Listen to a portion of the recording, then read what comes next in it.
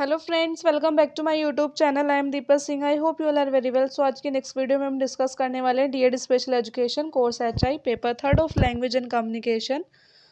इस पेपर की हम यूनिट फर्स्ट डिस्कस कर रहे थे जिसका नाम था कम्युनिकेशन एंड लैंग्वेज। इस यूनिट की हम 4 पॉइंट डिस्कस कर चुके हैं और उन यूनिट्स के उन पॉइंट्स के पीडीएफ में अपने टेलीग्राम चैनल पर शेयर कर चुकी हूँ। आप वहाँ से जाके डाउनलोड कर सकते हैं। टेलीग्राम ग्रुप का लिंक मैं अपने डिस्क्रिप्शन बॉक्स में मेंशन कर दूंगी, आप वहाँ से जाके टेलीग्राम ग्रुप ज्वाइन कर लीजिएगा।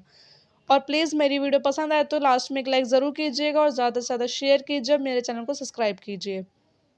1.5 है हमारा pre requisites for language development and impact of deafness.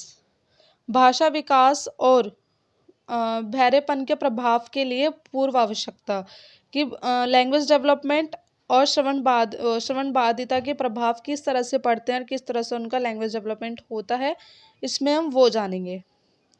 पहला है सामान्य संवेदी आवश्यक अवधारणात्मक क्षमताएं कि मतलब जो हमारे नॉर्मल सेंसेस होते हैं उन सेंसेस के थ्रू उनकी किस तरह से कितनी आपकी क्षमताएं हैं और कितना आप अपनी संवेदी क्षमताओं से किसी चीज़ को अर्जित करते हैं, किसी चीज़ को ग्रहण करते हैं आप।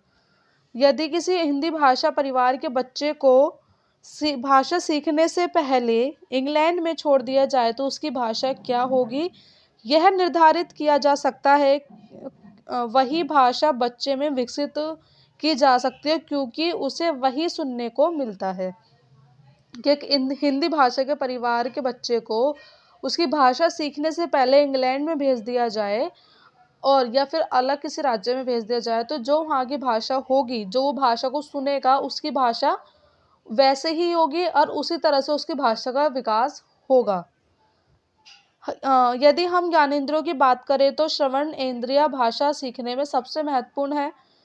सामान्य संवेदी अवधारणात्मक क्षमताएं, बच्चे की संवेदी अवधारणात्मक क्षमता सामान्य होनी चाहिए और उनका केंद्रीय तंत्र भी सामान्य होना चाहिए जिससे संवेदना की उत्तेजना की जा सके। जो बच्चे की संवेदी जो सेंसरी एबिलिटीज़ है वो हर एक बच्चे में सामान्य होनी चाहिए, ठीक है, जिससे वो किसी चीज़ को अर्जित करने में काफ़ी सफल हो सके।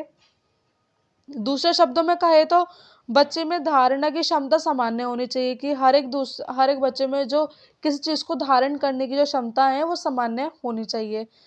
हर मनुष्य के पास 5 इंद्रियां होती हैं, लेकिन भाषा विकास के लिए श्रवण और दृष्टि सबसे महत्वपूर्ण है कि हर एक व्यक्ति के पास 5 सेंसेस होते हैं, बट एक भाषा विकास के लिए उस बच्चे की सुनने की क्षमता और देखने की क्षमता सबसे ज़्यादा महत्वपूर्ण होती है। If a child from a Hindi speaking family is left in England before learning the language, then what would be his language can be said to them. The same language can be developed in the child because it is what he or she gets to hear. If we talk about sense organs, then hearing sense organs plays the most important role in language learning. General sensory perceptual abilities means the children's sensory perceptual abilities should be normal, get their central mechanism should also be normal by which the stimulus of sensations can be given meaning.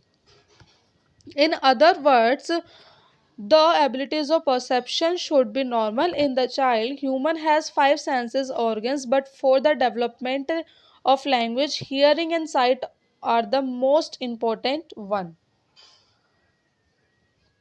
Next आपका पर्याप्त सामान्य संज्ञानात्मक क्षमता कि हर एक बच्चे में किसी चीज़ को हर एक बच्चे में उसकी जो संज्ञानात्मक क्षमता है हर एक बच्चे में सामान्य होती है। हर एक बच्चे में कुछ ना कुछ चीज़ों को सीखने के लिए उसके पास अपनी संज्ञानात्मक क्षमता होती ही है।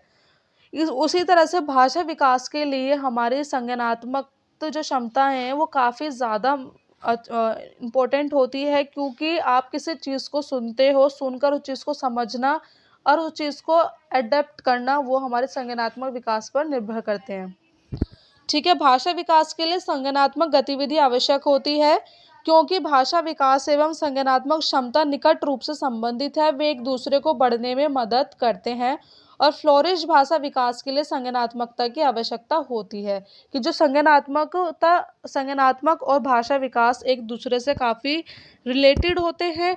और एक भाषा विकास के लिए, किसी भाषा को सीखने के लिए संज्ञानात्मक काफ़ी ज़्यादा आवश्यकता होती है, कि बच्चे को एक फ्लोरिश भाषा विकास, एक अच्छी तरह से जो बच्चे का भाषा विकास होता है, उसमें उस संज्ञानात्मक विकास की महत्वपूर्ण भूमिका होती है। बौद्धिक विकलांगता की डिग्री वाले विकास बहुत गंभीर बच्चे की क्षमता और संज्ञानात्मक डिग्री की समस्याएं हैं, कि जो आईडी वाले बच्चे होते हैं उनमें ज़्यादातर कॉग्निटिव एबिलिटीज़ की प्रॉब्लम्स रहती हैं। प्रश्न उठता है कि क्या हो सकता है इसका कारण। संभवत है कि एक बच्चे में आईडी की गंभीर डिग्री है, जिसमें इसमें संज्ञानात्मक क्षमता कम है, जो भाषा विकास के लिए आवश्यक है। कि अगर आप एग्जाम्पल लिया जाए, जो आईडी वाला बच्चा है उसकी जो कॉग्निटिव एबिलिटीज़ की जो डिग्री है वो काफ़ी ज़्यादा कम है, तो क्या वो उसके भाषा विकास पर भी अफेक्ट करेगी। तो ऑब्वियस करती है। अगर किसी बच्चे का अगर कॉग्निटिव डेवलपमेंट अगर अच्छे से नहीं है, बच्चा अपनी कॉग्निटिव एबिलिटीज़ को यूज़ नहीं कर पा रहा है, तो वो अपनी भाषा विकास को, किसी चीज़ को सुनने और समझने और किसी चीज़ को एडेप्ट करने में भी काफ़ी पीछे हो जाता है, तो वो चीज़ों को सीखने में उसको काफ़ी कठिनाइयाँ हो जाती हैं। Cognitive activities are essential for language development because language development and cognitive abilities are closely related. They help each other to grow, flourish. Language development requires cognitive ability and cognitive development of the child with the severe degree of intellectual ability is very less. The question arises as to what could be the reason for the perhaps this is because a child with the severe degree of ID has less cognitive ability which is essential for language development. Point third, जन्मजात भाषाई क्षमता। की हर एक बच्चे में जो उनकी भाषाई क्षमता होती है वो जन्मजात होती है। बच्चा जन्म से ही, हर एक बच्चे में जन्म से ही ये क्षमता होती है। किसी भाषा को अडेप्ट करने की क्षमता हर एक बच्चे में जन्म से ही आ जाती है। चॉम्स्की 1965 के अनुसार, जिन्होंने भाषा विकास पर बहुत जोर दिया था और इसे भाषा अधिग्रहण रणनीति उपकरण LAD कहा था। LAD का मतलब जो फुल फॉर्म है वो है लैंग्वेज एक्विजिशन डिवाइस। हम भाषा अधिग्रहण उपकरण की तुलना एक मशीन से करते हैं, क्योंकि इसके बिना भाषा सीखने की प्रकृति क्षमता असंभव है। कि जो LAD है, ये इसको हम एक मशीन की तरह समझते हैं, क्योंकि ये भी एक मशीन की तरह ही काम करती है। बच्चा जिस प्रकृति में रहता है, जैसे ही एनवायरनमेंट में रहता है, बच्चा उसी तरह से चीज़ों को अडॉप्ट करता है। उसी तरह से बच्चा उसी तरह से भाषा को सीखेगा और उसी तरह से उसकी भाषा का विकास होगा।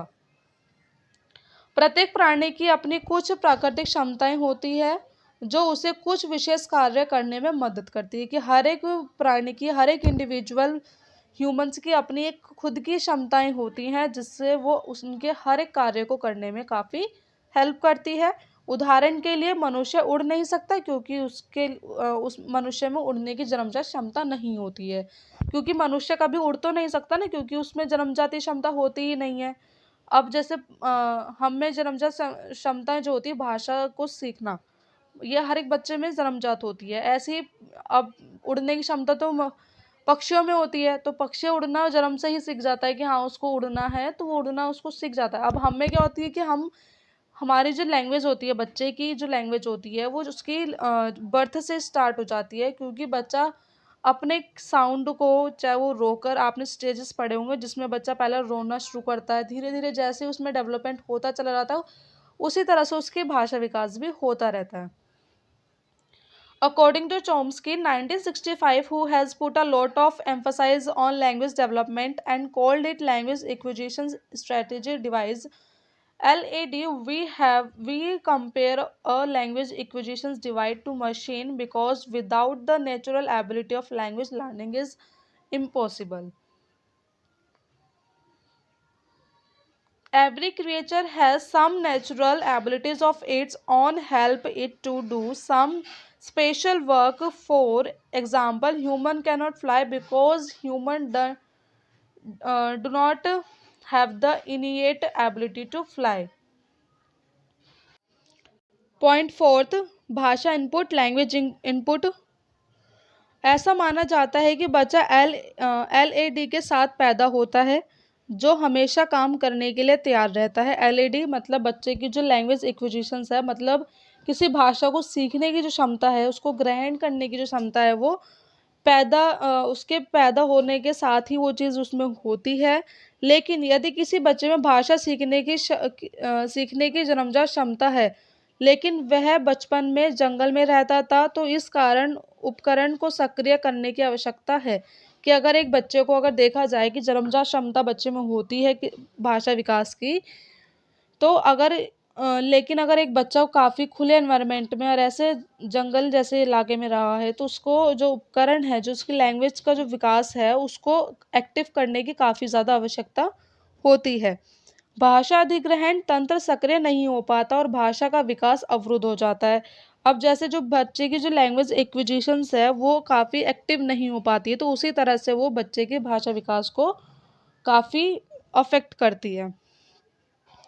It is believed that the child is born with the LAD, which is always ready to work, but this device is need to activated if any child has a innate ability to learn a language, but he is left in the wild his childhood, then the language acquisitions mechanism doesn't get activated and the development of the language gets stunted. Point fifth, पर्याप्त पारिवारिक वातावरण, कि बच्चे की language भाषा विकास में उनको किस तरह से फैमिली इन्वायरमेंट मिल रहा है, किस किस तरह के फैमिली इन्वायरमेंट में बच्चा रह रहा है, वो भी बच्चे की भाषा विकास पे काफ़ी अफेक्ट करता है। पारिवारिक वातावरण इस मायने में महत्वपूर्ण है कि बच्चे को सिखाया जाए कि किस प्रकार से स्थानांतरण उचित माने जाते हैं, वे संबंध बनाना, पूर्ण शक्ति को संभालना, व्यक्तिगत सीमाओं को बनाए रखना, संवाद करना सीखते हैं। कि फैमिली से ही बच्चा सारी चीज़ों को सीखता है ज़्यादातर, क्योंकि बच्चा ऑलमोस्ट टाइम अपनी फैमिली के साथ स्पेंड करता है। तो बच्चे में किस तरह के आप मैनर्स दे रहे हैं, बच्चा किस तरह से दूसरों के साथ कम्युनिकेट कर रहे हैं आप, और बच्चा किस तरह से एक फैमिली में रहकर अपनी भाषा को अर्जित कर रहा है, किस तरह की उसकी भाषा का विकास हो रहा है, वो सारा उसकी फैमिली पर निर्भर करता है। और एक भाषा विकास के लिए और बच्चे के ओवरऑल डेवलपमेंट के लिए फैमिली सबसे ज़्यादा इम्पोर्टेंट रोल प्ले करती है। दूसरों के साथ रहे और महसूस करे कि वे संपूर्ण परिवार अवस्था का एक महत्वपूर्ण उपसमुच्चय भाग है। कि मतलब दूसरों के साथ भी रहना ज़रूरी है और वो महसूस करे कि वो एक संपूर्ण परिवार की अवस्था का एक महत्वपूर्ण भाग है। उपसमुच्चय मतलब भाग, ठीक है। The family environment is important in the children are taught what type of transactions are considered appropriate. They learn to form relationship, handle power, maintain personal boundaries, communicate with others, feel that they are important subset of whole family system. सो ये थी हमारी 1.5। तो आज हमारी unit 1 complete हो चुकी है और ये PDF मैं अपने टेलीग्राम चैनल पर शेयर कर चुकी हूँ। आप इस PDF के लिए मेरे टेलीग्राम ग्रुप को ज्वाइन कर सकते हैं, लिंक आपको डिस्क्रिप्शन बॉक्स में मिल जाएगा। और ऐसे ही नोट्स के लिए आप मेरे चैनल पर बने रहिएगा और अपने दोस्तों में ज़्यादा से ज़्यादा शेयर कीजिए और मुझे सपोर्ट कीजिए। और वीडियो पसंद आई हुई तो प्लीज़ एक लाइक ज़रूर कीजिएगा। Thank you.